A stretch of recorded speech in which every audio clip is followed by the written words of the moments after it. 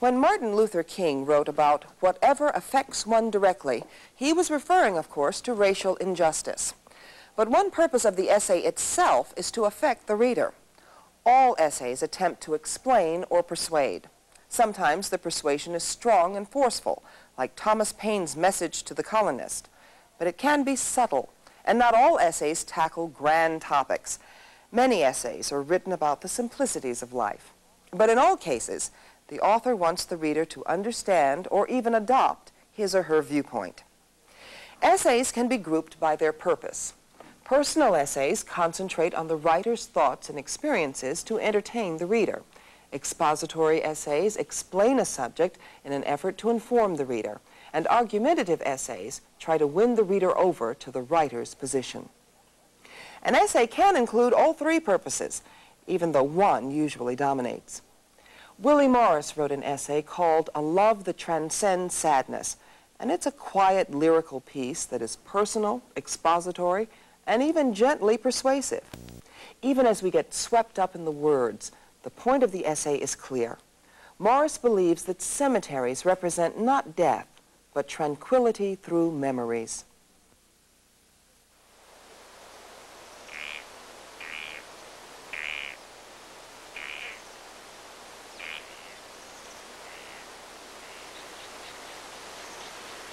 Not too long ago, in a small southern town where I live, I was invited by friends to go with them and their children to the cemetery to help choose their burial plot. My friends are in the hardiest prime of life and do not anticipate departing the Lord's earth immediately, and hence, far from being funereal, our search had an adventurous mood to it, like picking out a Christmas tree.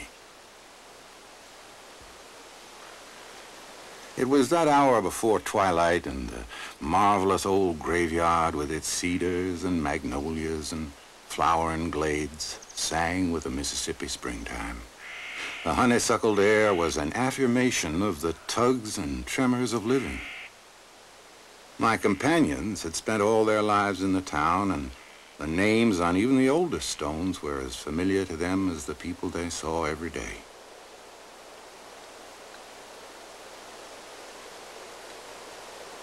Location, the man of the family said, laughing.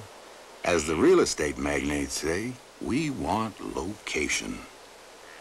Their humor coincided with mine, for I am no stranger to graveyards.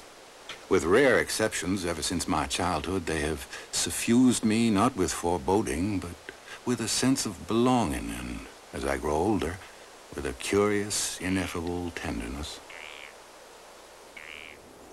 My dog, Pete, and I go out into the cemeteries not only to escape the telephone and those living beings who place more demands on us than the dead ever would, but to feel a continuity with the flow of the generations. Living, William Faulkner wrote, is a process of getting ready to be dead for a long time.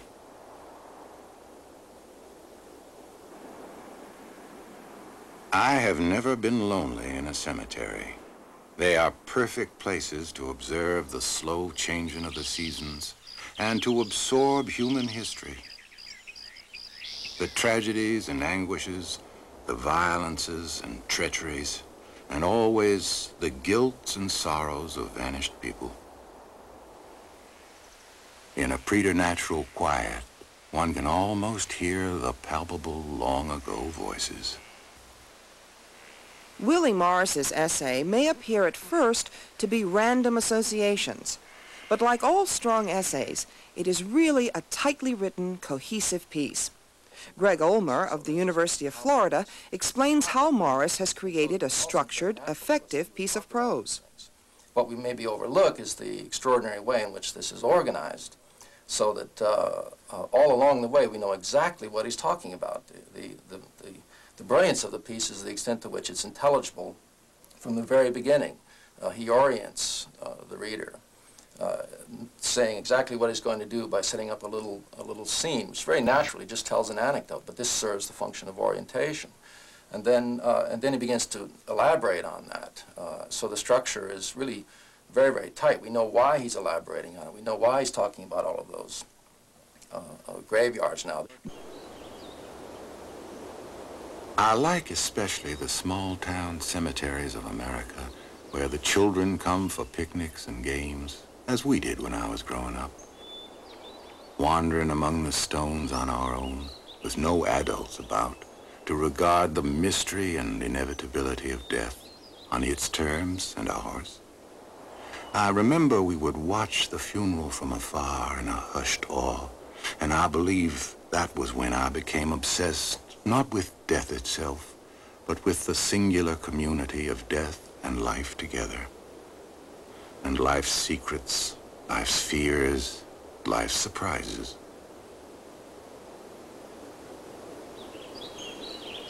But it is the graveyards of Mississippi which are the most moving for me, having to do, I believe, with my belonging here. They spring from the earth itself and beckon me time and again. The crumbling stones of my people evoke in me the terrible enigmas of living. In a small Civil War cemetery which I came across recently, the markers stretching away in a misty haze, it occurred to me that most of these boys had never even had a girlfriend. I have found a remote graveyard in the hills with photographs on many of the stones, some nearly 100 years old. The women in bonnets and Sunday dresses, the men in overalls, the short and simple annals of the poor.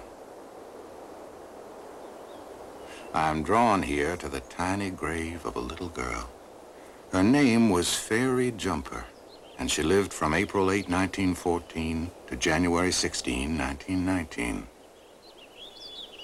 There is a miniature lamb at the top of the stone, and the words, "A fairer bud of promise never bloomed."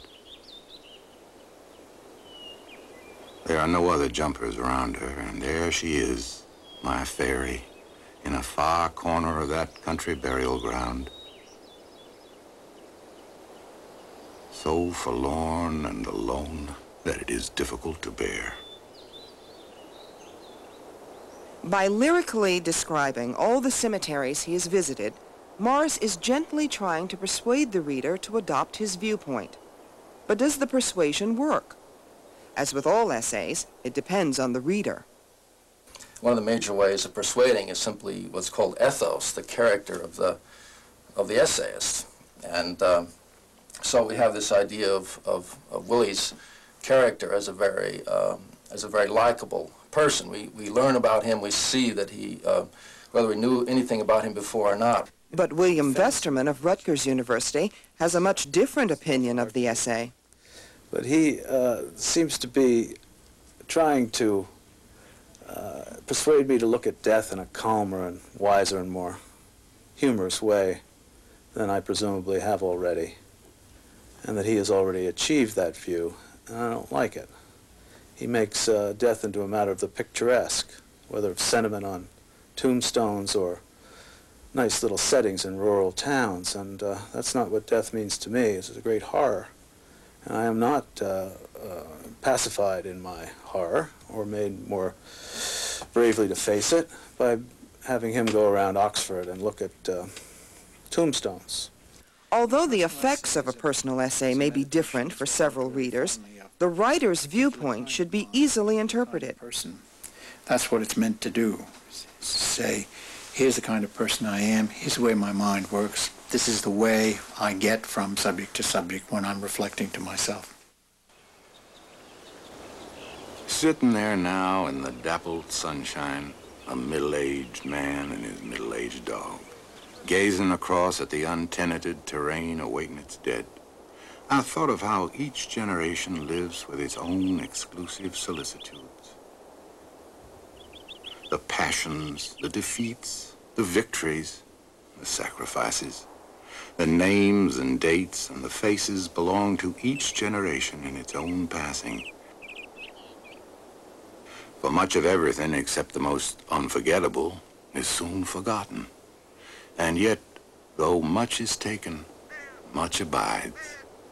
I thought then of human beings on this cinder of a planet out at the edge of the universe, not knowing where we came from, why we are here, or where we might go after death. And yet, we still laugh and cry and feel and love.